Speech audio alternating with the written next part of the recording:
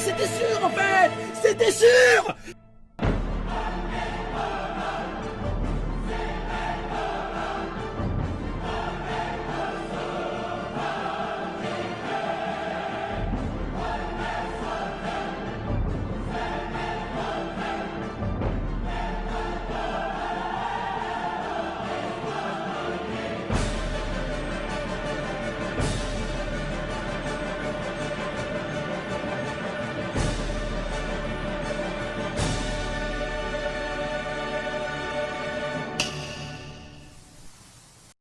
Know your fucking place, trash.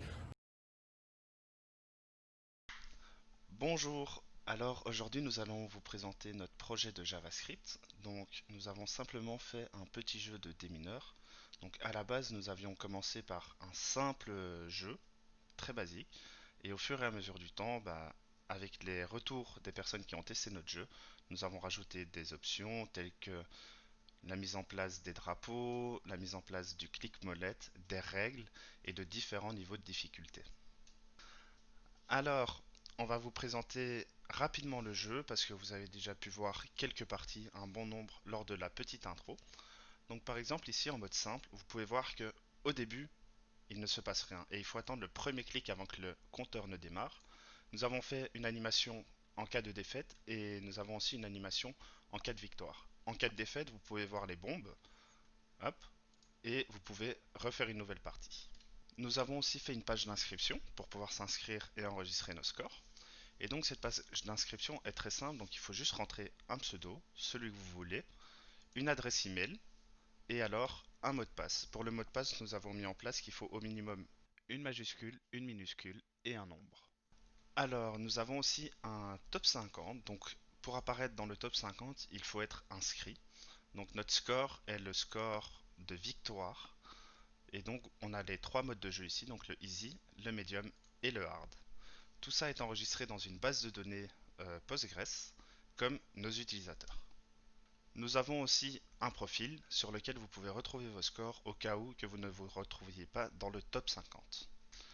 En termes de données enregistrées, nous n'enregistrons pas énormément de choses. Nous enregistrons le pseudo, l'email et le mot de passe qui est crypté via bcrypt, mais aussi, vous vous en douterez, les scores à partir du moment où un score a été réalisé.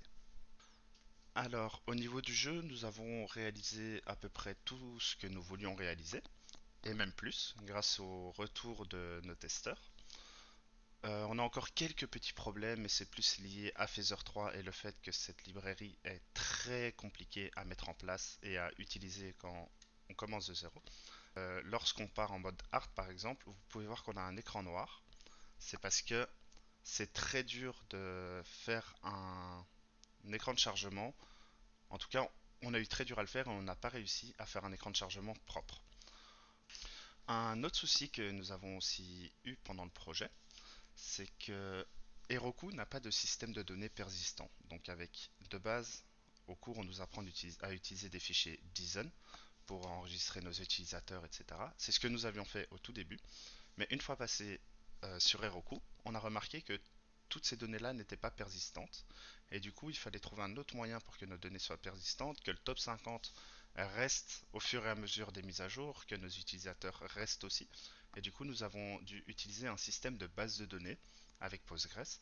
Ça nous a posé quelques soucis, mais au fur et à mesure, à force de chercher un peu sur Internet, sur la page Node.js de Postgres et sur des forums en rapport avec Heroku, nous avons réussi à finir par mettre tout ça en place. En termes d'ergonomie, nous avons décidé d'avoir un site très minimaliste et épuré, donc on n'a pas grand chose à l'écran, on a juste le jeu, le leaderboard et le profil, rien d'autre. Nous avons aussi décidé de partir sur un thème un peu plus sombre de base. C'est un parti pris. Les idées que nous avions eues au début du projet et que nous avons fini par ne pas mettre en place, il y a des petites choses comme par exemple pouvoir changer son mot de passe en cas d'oubli ou d'envie de le changer, mais aussi de pouvoir s'inscrire avec une API externe telle que Google, Facebook ou autre.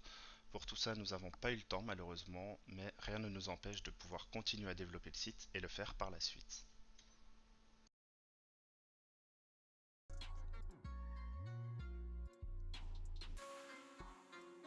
Oui, let's go.